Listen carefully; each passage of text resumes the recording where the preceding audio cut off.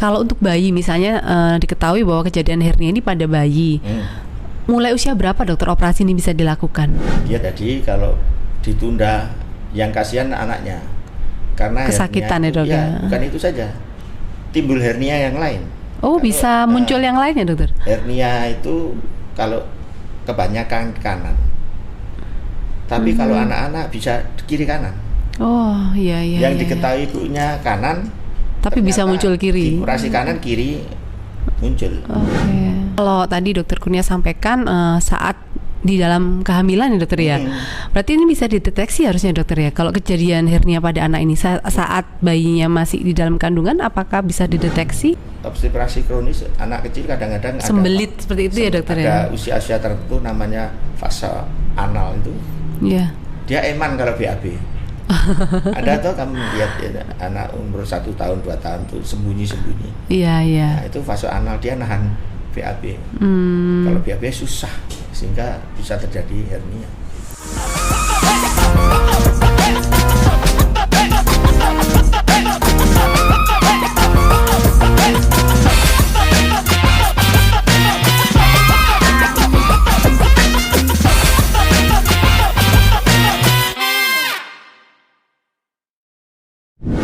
Selamat siang pemirsa, halo ayah bunda tercinta.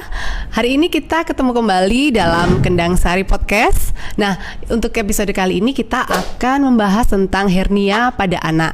Ini topik yang cukup menarik karena pada waktu yang lalu juga ada salah satu pemberitaan tentang kejadian hernia pada anak-anak. Nah, kita akan mendiskusikan topik ini bersama dengan Dr. Kurnia Swautomo, SPB Finax FICS K Trauma. Nah, beliau adalah salah satu dokter bedah di Rumah Sakit Bedah Anak Kendang Sari Surabaya. Kita nanti akan mengulik lebih banyak lagi apa dan bagaimana hernia pada anak ini bisa terjadi dan bagaimana juga penanganan yang tepat untuk kasus ini. Nah, telah hadir bersama dengan kita siang hari ini narasumber kita Dr. Kurnia. Selamat siang Dr. Kurnia. Selamat siang. Apa kabar dokter? Alhamdulillah sehat. Sehat nih dokter. Aktivitasnya apa ini dokter? Aktivitasnya ya bekerja di rumah sakit Kendang Sari dan Mer ya. Oh ya. Baik. Konsultan di sini. Terima kasih dokter. Kami mengucapkan terima kasih dokter bisa meluangkan waktu untuk hadir di podcast RSA Kendang Sari. Nah dokter, hari ini kan kita mau mendiskusikan tentang hernia pada anak ya dok. Kalau sejauh ini kan mungkin banyak orang merasa bahwa hernia ini penyakit yang biasanya dialami orang dewasa ya dokter ya, yang umumnya. Nah ternyata bisa terjadi pada anak-anak ya dokter ya. Iya betul.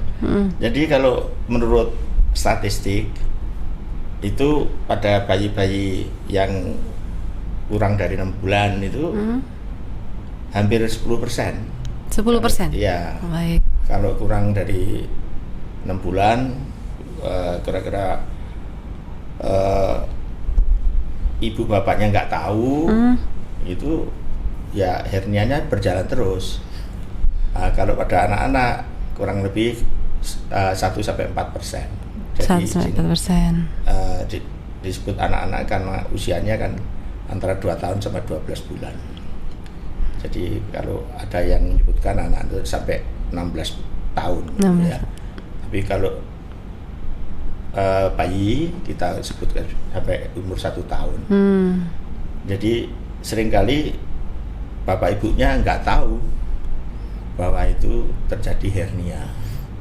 Kalau penyebabnya sendiri itu apa ya dokter ya kalau hernia pada anak ini? Jadi, apakah sama dengan pada orang dewasa penyebabnya? Sama. Jadi hernia itu sebetulnya definisinya adalah suatu benjolan yang terjadi karena isi perut itu masuk dalam satu lubang yang tidak normal di dinding perut kita.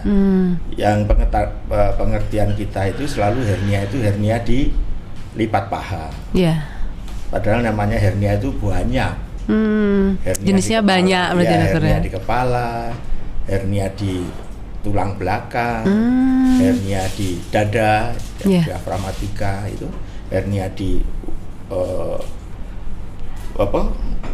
umbilikus itu di pusar itu hernia umbilikalis. Jadi yang kita bicarakan sekarang itu kita batasi pada hernia pada lipat paha. Lipat paha. Ya. Jadi Baik. yang ibu-ibu yang datang ke RSIA biasanya mengeluhnya hernia karena di lipat pahanya ada benjolan. Baik, Benjolan baik. itu kadang-kadang tahunya pada waktu anaknya menangis. Kalau nggak menangis atau lari-lari, benjolan itu nggak tampak. Oh, itu dokter. Berarti dipicu oleh suatu kondisi baru benjolan itu keluar seperti itu dokter ya? Hernia itu biasanya terjadi karena karena inguinal ya, lipat Iya. paha itu karena peningkatan tekanan isi perut. Oh, oke. Jadi sering merejan, BAB-nya susah. Kalau laki-laki seringkali phimosis. Ujung penisnya itu kulitnya itu nutupi ujung penis sehingga dia tampaknya kalau kencing menggelembung. Menggelembung. Nah, itu disebut phimosis. Kita sudah bicara berapa bulan yang lalu. Iya, mengenai betul. phimosis. Jadi laki-laki baru lahir hendaknya mulai diperiksa sampai umur 6 bulan, diamati. 6 bulan ya dokter? Iya, Khusus sampai bayi laki-laki? Bayi laki-laki. Baik. Kalau pada perempuan? Terjadi juga, Bisa? tapi frekuensinya 4:1. Oh, baik-baik. Laki-laki lebih banyak. Lebih banyak. Ya. Oke. Jadi kalau kita lihat, ada yang tanya, perempuan bisa juga terjadi hernia. Karena hernia itu gangguan penutupan dinding perut tadi. Iya. Ya, terjadi pada waktu usia di dalam kandungan 3 bulan, kegagalan penutupan ada lubang di dinding lipat perut bawah ada apa namanya tunika vaginalis itu, dia gagal nutup. Jadi di dinding perut bawah itu ada lubang yang normalnya nutup usia 3 bulan, dia kegagal nutup. Oh, Ya tidak baik, tampak. Begitu lahir sering nangis, dia laki-laki sering lari-lari keras, brojol keluar isi perutnya diliwat lubang sempit itu. Jadi terjadilah hernia, pindah organ isi perut itu melewat ke lubang tersebut. itu. Karena sempit, bahaya terjadi penyempitan, terjadi penjepitan isi usus itu. Oke. Berarti kalau tadi dokter Kurnia sampaikan saat di dalam kehamilan ya dokter ya. Berarti ini bisa dideteksi harusnya dokter ya. Kalau kejadian hernia pada anak ini saat bayinya masih di dalam kandungan, apakah bisa dideteksi atau? Deteksi enggak. Gizinya cukup, vitaminnya termasuk Oke, baik. vitamin, folic acid dan sebagainya yang dibutuhkan untuk pertumbuhan bayi dan gangguan-gangguan obat-obat tertentu yang menyebabkan pertumbuhan bayi terganggu. Ya. Berarti Dan ada juga faktor keturunan. faktor keturunan. Ya. Berarti bisa dicegah seperti itu ya dokter ya, Ya. dengan mengkonsumsi vitamin-vitamin yang dianjurkan oleh dokter selama kehamilan. Jadi kehamilan itu antenatal care-nya harus bagus. Baik. Ya, terjadi sesuatu tidak bagus karena tidak ada waktu. Sebetulnya kalau ada waktu kontrol rutin baik puskesmas ataupun di RSIA itu lebih baik terkontrol. Jadi bayi lahir dalam keadaan sehat. Baik, ya. Nah, ternyata Ayah Bunda, hernia ini tidak hanya terjadi pada bayi laki-laki, tapi pada bayi perempuan tadi disampaikan dokter Kurnia kejadiannya 1:4 ya dokter ya. Jadi sebagai orang tua tentunya kita mesti cermat nih melihat kondisi anak ya dokter ya. Ketika mungkin anak sering menangis, nah kita harus pastikan ini menangisnya memang karena kebutuhan ingin minum, ingin pipis, atau ada hal lain yang membuat bayi ini menangis, misalnya kesakitan tadi ya dokter ya. Ada benjolan. Ada benjolan. Di lipat paha. Kalau laki-laki di dekat telurnya. Di dekat, oke, di Nah, dekat. itu. Kalau wanita sing susah kadang-kadang dekat bibir vaginanya itu ada benjolan di sana. Berarti harus diraba ya dokter ya. Selain kita melihat secara fisik, memang harus orang tua harus memastikan dengan merabanya. Buka celananya semua, diraba. Kalau dia menjerit berarti kejepit sudah. Oh, baik. Itu incarcerata, kejepitan yang tidak bisa balik. Kalau bisa balik deponibel, jadi bisa keluar masuk. Baik. Gejala yang lainnya apa ya dokter ya dari hernia ini selain adanya benjolan di daerah lipatan? Ya gejalanya cuma benjolan. Benjolan saja ya dokter Ya, ya. jadi karena dia lubang tidak normal, ada tekanan perut meningkat, dia berusaha merobos. Karena selalu kan gravitasi ya, kita berdiri berlari, sesuatu itu bisa lewat ke lubang tidak normal tadi, kayak gitu. Ada demam juga tidak ya dok ya untuk anak-anak yang ketika benjolannya membesar, apakah kadang disertai demam Kalau atau? demam itu sudah terjadi infeksi, jepitannya sudah parah lebih dari 6 jam. Oh baik. Jadi kita jepitan dari hernia buat anak atau dewasa itu tidak boleh lebih golden period atau 6 jam. Pembuluh darah mati. Jadi sudah jebol. Jadi tangan kita itu kalau jepit kayak gini biru dia, akhirnya jebol, timbul panas. Demam jadinya tadi ya dokter ya. Jadi jangan sampai benjolan ini menyebabkan merah dan demam itu jadi pecah.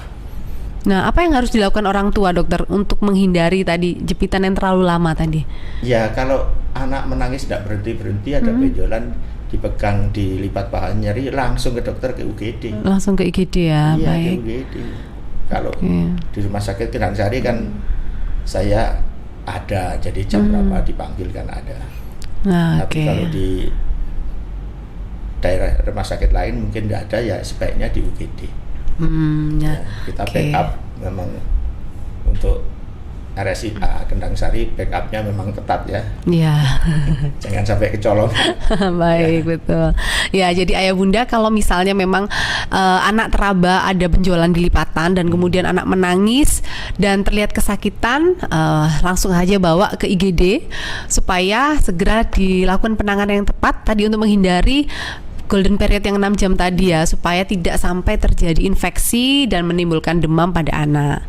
Nah, untuk penanganannya sendiri bagaimana dokter untuk kasus hernia pada anak ini? Hernia obatnya cuma satu, ya. Operasi. Hanya operasi saja dokter ya? Operasi nutup lubang. Oke, baik. Tidak ada obat yang lain selain operasi. Jadi kalau ditunda, yang kasihan anaknya, karena kesakitan ya dok ya? Bukan itu saja, timbul hernia yang lain. Oh, kalau, bisa muncul yang lain ya dokter? Hernia itu kalau kebanyakan kanan, tapi kalau anak-anak bisa kiri kanan. Oh iya. Yang diketahui ibunya kanan, tapi bisa muncul kiri. Operasi kanan kiri muncul. Oke. Pindah tekanannya ke kiri. Bisa juga hernia itu di pusar. Jadi pusarnya menonjol ya dokter? Menonjol, ya itu lebih bahaya lagi. Karena ibu menganggap ini biasa, karena tidak dilihat pada waktu ganti celana. Tahunya setelah kejepit, wah itu ada benjolan di sana. Operasinya juga lebih rumit daripada yang dilipat paha. Ya. Oke. Kalau untuk anak-anak berarti kan tadi dokter Kurnia menyampaikan tindakannya operasi. Kalau untuk bayi misalnya diketahui bahwa kejadian hernia ini pada bayi. Mulai usia berapa dokter operasi ini bisa dilakukan? Kita ada rule of 10. Baik. Hukumnya rule of 10. Berat badan itu ada 10 pon, usia 10 minggu, HB-nya 10. Oh, semuanya serba 10 ya dokter ya? Rule of 10 biasanya 3 bulan baru bisa kita 3 operasi. bulan. Biar aman dengan pembiusan. Oke. Tapi kalau terpaksa inkarserata ya berapapun kita operasi dengan risiko tinggi. Tapi kalau aman bisa bednya bisa keluar masuk, kita biasanya ditunggu dulu. HB-nya 10, berat badan 10 pon atau 5 kilo. 5 kilo, berarti minimal 5 kilo ya dokter jadi ya. Berat badan lahir biasanya 3 kilo, 6 bulan biasanya bisa 6 sampai 7 kilo. Iya, betul. Ya, 1 tahun kan 10 sampai 12 kilo. Ya, kalau kasus yang dokter Kurnia pernah temui dan pernah tangani, paling kecil dokter hernia pada anak ini yang dokter Kurnia pernah tangani usia berapa? Saya pernah tangani karena kasusnya laki-laki pimosis. Iya. Itu kurang lebih ya kurang dari 3 bulan, 2 bulan, 1 bulan. Karena pimosis. Kalau wanita jangan. Karena wanita relatif tidak ada tambahan penis, jadi ya berdiri pun dia bisa ngompol. Berarti kateter saja dia keluar, hernianya kembali. 2 tindakan ya dokter ya, penanganan fimosisnya dan penanganan hernianya. Ya, karena fimosisnya nggak sunat nggak disilkup, balik lagi hernianya. Karena pernah kejadian penderita ini sudah disunat, mau dioperasi, tapi dia ngotot tidak mau disunat karena sunat itu ada harinya. Menghitung hari. Yang harus dirayakan. Iya. Jadi terpaksa kita lebarkan ujungnya penis, tapi tidak menolong. Setelah beberapa hari kambuh lagi hernianya. Oke. Gitu. Kalau faktor resikonya sendiri apa ya dokter ya untuk kejadian hernia ini? Selain tadi keturunan, apakah ada faktor lain yang memang meningkatkan resiko? Tekanan perut, batuk lama, BAB susah. Apa saja yang meningkatkan perut? Ya. Berarti segala hal yang bisa menekan perut ini menjadi faktor risiko ya dokter ya? Susunya nggak cocok sehingga obstipasi kronis. Jadi kalau BAB susah, ya obstipasi kronis anak kecil kadang-kadang sembelit seperti itu ya dokter ya? Ada usia-usia tertentu namanya fase anal itu. Iya. Dia eman kalau BAB. Ada tuh kamu lihat ya, anak umur 1 tahun 2 tahun tuh sembunyi-sembunyi. Iya. Nah, itu fase anal dia nahan BAB. Kalau BAB susah sehingga bisa terjadi hernia. Oke. Nah, gitu.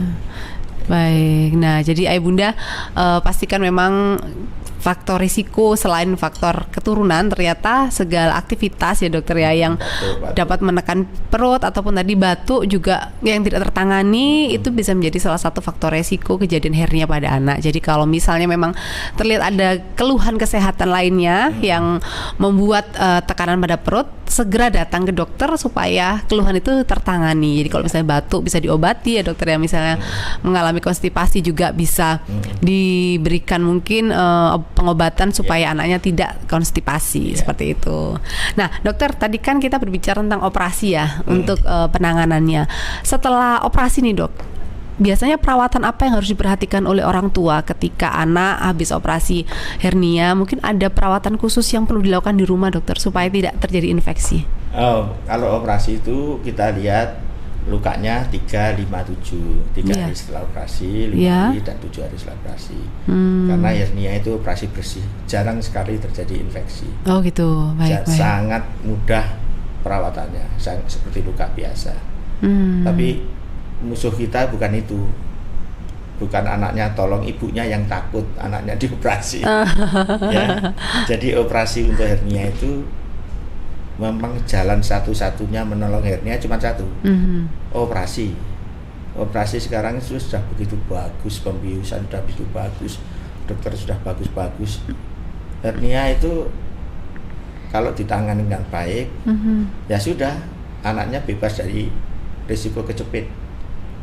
Ya karena orang kan dengar operasi bayangannya takut gitu dokter ya. Nanti bayangannya operasi dibius bagaimana? Bius sekarang ini sudah sangat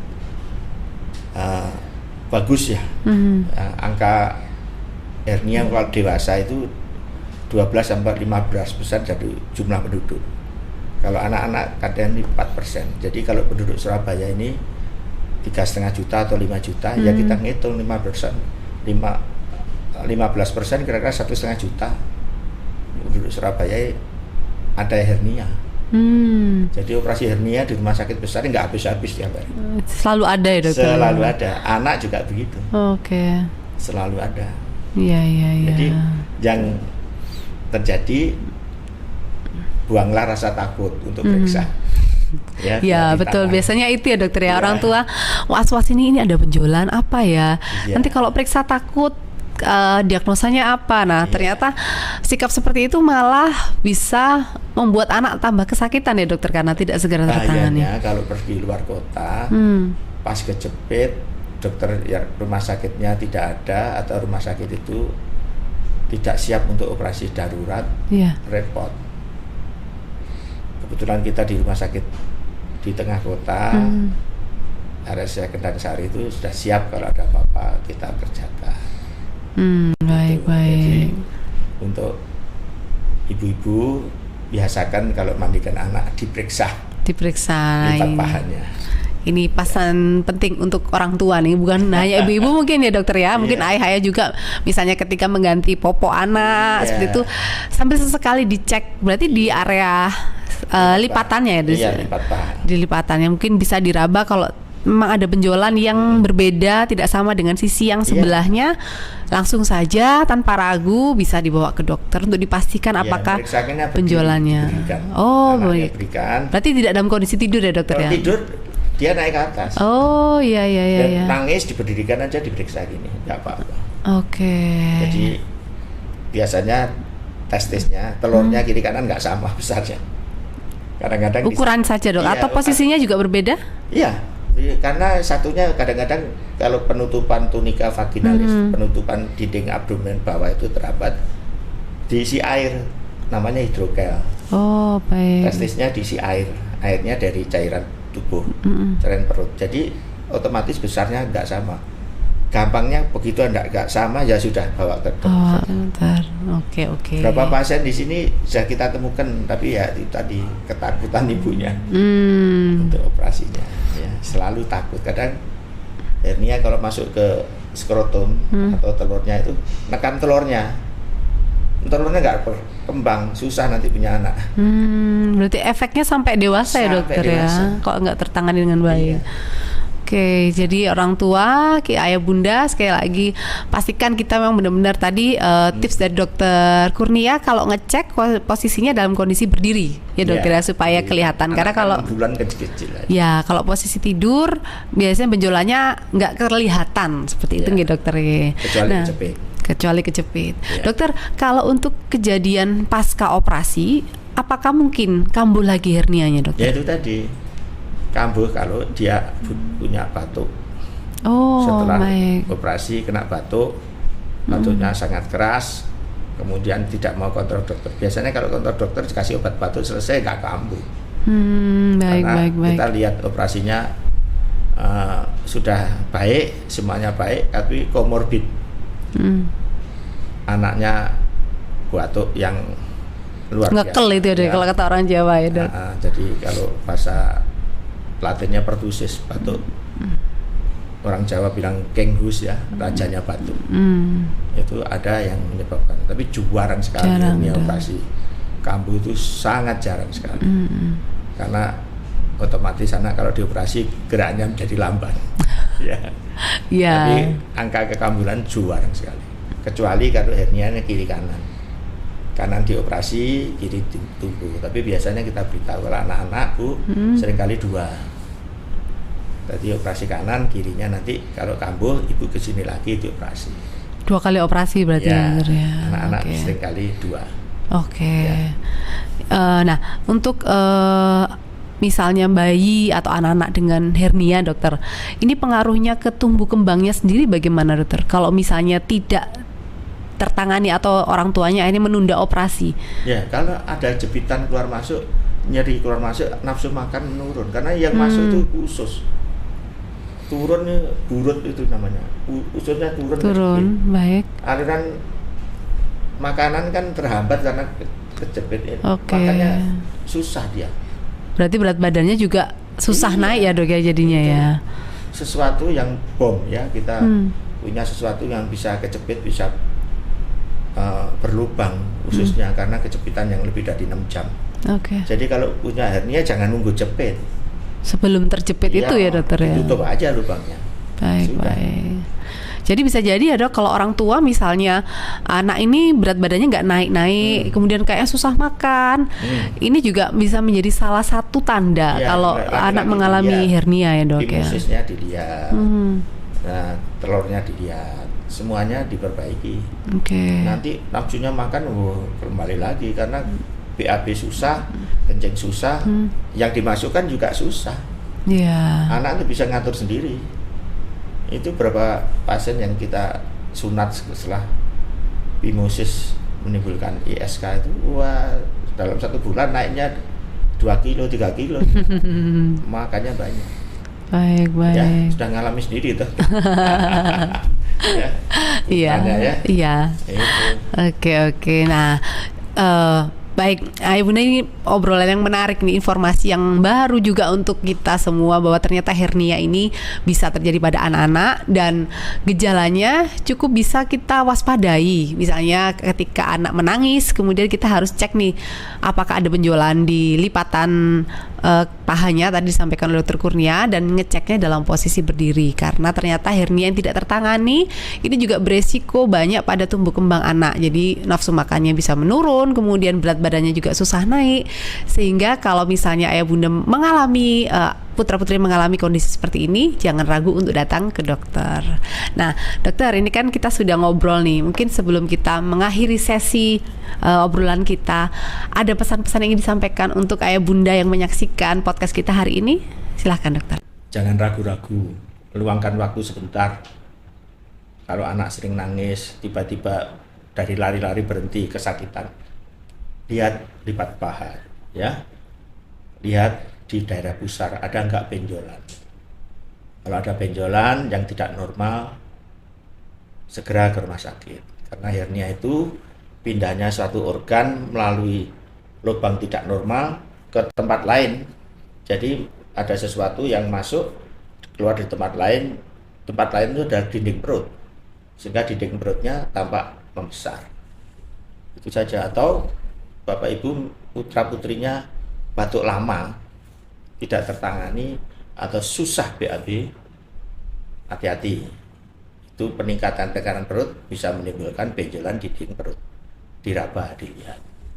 Gitu ya. Baik, terima kasih Dr. Kurnia. Nah, untuk ayah bunda yang ingin ngobrol lebih lagi dengan Dr. Kurnia, mungkin menemukan adanya benjolan dan ingin konsultasi dengan Dr. Kurnia, silahkan boleh datang ke Rumah Sakit Bunda Anak Kendang Sari, Surabaya. Bisa menghubungi layanan pelanggan kami terlebih dulu untuk reservasi di nomor 0822 5725 1113. Nanti kita akan bantu reservasikan supaya ayah bunda bisa berkonsultasi dengan Dr. Kurnia. Seperti itu ya, dokter ya. Baik, terima kasih ya dokter, siang hari ini sudah berkenan hadir di podcast RSA Kendang Sari. Nanti kita ketemu lagi di topik-topik yang lain ya dokter ya. Ya, baik. Untuk ayah bunda, kalau ada pertanyaan tentang hernia boleh dicantumkan pada kolom komentar tayangan ini. Nanti kita akan bantu sampaikan ke dokter Kurnia kalau misalnya ada pertanyaan. Dan jangan lupa yang belum subscribe, like dan share informasi ini ke lebih banyak keluarga. Baik, terima kasih. Sampai jumpa lagi ayah bunda dalam episode-episode Kendang Sari Podcast lainnya. Semoga informasi yang kami sajikan bisa menghadirkan informasi yang baru untuk ayah bunda tercinta. Sampai jumpa.